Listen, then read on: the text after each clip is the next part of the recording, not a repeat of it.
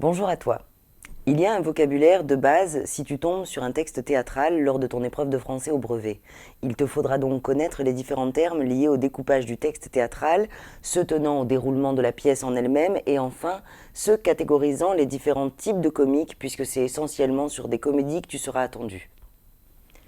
Rappelons tout de suite qu'un texte théâtral n'est pas une œuvre en soi, mais un outil de travail. Et l'œuvre, c'est la représentation elle-même, c'est-à-dire le moment où les comédiens vont interpréter ce texte sur une scène. De la même façon que si je te donne le script d'un film à lire, ça ne sera absolument pas la même chose que si tu vas voir le film en question. C'est une évidence que les élèves ont tendance à oublier car à l'école, on étudie souvent le théâtre par le biais du texte. Mais à qui est destiné cet outil ? Eh bien, à tous ceux qui vont participer à mettre en scène la pièce. Pour cette raison, un texte théâtral n'est pas rédigé comme un roman, qui essaie en général de plaire à son lecteur. Le lecteur n'a aucune importance au théâtre, on ne cherche pas à le flatter. C'est le spectateur qui est important. Il n'a pas le texte sous les yeux, il ne verra que ce qu'on aura bien voulu lui montrer. Cet outil est découpé en plusieurs unités narratives que l'on appelle scènes. La scène, c'est bien sûr d'une part le sol sur lequel jouent les comédiens, mais c'est aussi le moment pendant lequel ils jouent.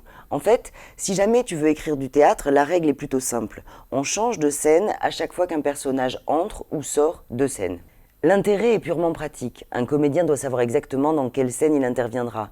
Ainsi, d'un rapide coup d'œil, sur le texte, il saura par exemple s'il joue dans les scènes 3, 8 et 9 de l'acte 2. Ce qui nous amène d'ailleurs à la deuxième division importante de la narration théâtrale, l'acte.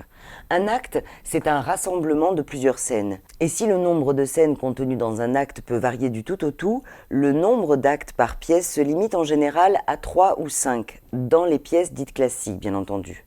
Au théâtre, tout est possible et les règles évoluent en permanence pour réinventer l'art de la scène. Donc 3 ou 5 actes par pièce en général. Mais à quoi cela sert-il ? À l'origine.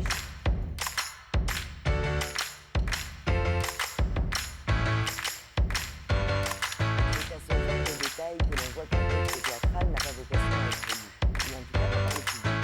Quoi qu'il en soit, revenons aux réponses. Il y en a quelques-unes que tu te dois de savoir reconnaître par leur spécificité.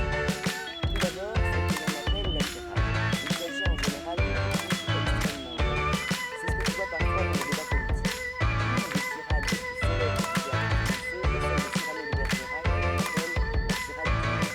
Cyrano, aussi grand guerrier que saint poète, ne supportait pas qu'on se moque de son nom. Or, quand on lui envoie qu'il a un autre grand, Cyrano répond: Ah non, c'est un peu court, jeune homme. On pourrait dire: Oh Dieu.